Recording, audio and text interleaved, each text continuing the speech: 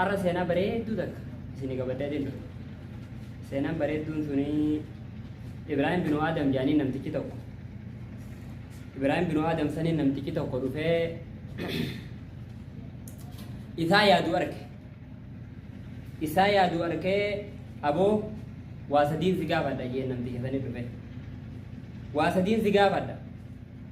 hayyee na gaafadhu deebisaa naani qabdaa jee waan sadii kanarratti siifin deebisaa na gaafadhu jee ta duraa dachii tanarra wanni rabbiin quba hin qabne jira jee gaafadha hin jiru laa jee akkamitti wanni rabbiin quba hin qabne jira booti gaafuma akkanaatu akkami na gaafadha jee loluu barbaade hayyee deebisaa ammas lammaffaa irratti akkanum hin jirtulleedha dhuguma rabbiinis maal jaa quraana wamaa tasqutu min waraqatin illaa ya'lamuhaa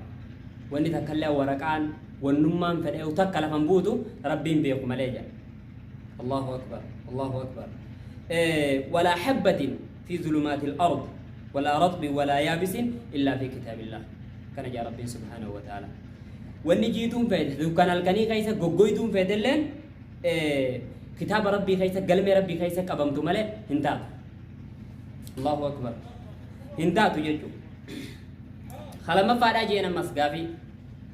gaafatee kalamaffaadhaa riskii rabbiin sii qoode namni tokkolleen sirraa hir'isuu ni danda'a jeen laa hin danda'u jeen hayyee hin danda'u jeen namni tokkolleen hayyee sadaffaa jeen ammas ajala yookaan qaaxaroo takkaa'u umrii ta'e namni sirraa hir'isu ni jira jeen namni tokkollee narraa hir'isu jeen namni namarraa hir'isu tasuma hin jiru jeen hayyee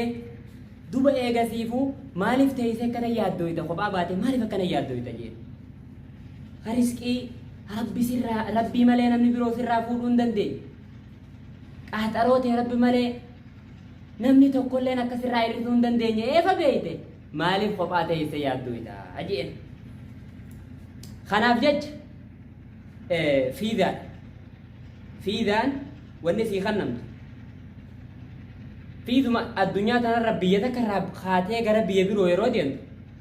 amata lama sadii takka akkana sii dhawan fiidaa ji'a tokko garaagarummaa qaba jechuu biyya irratti yeroo deemtu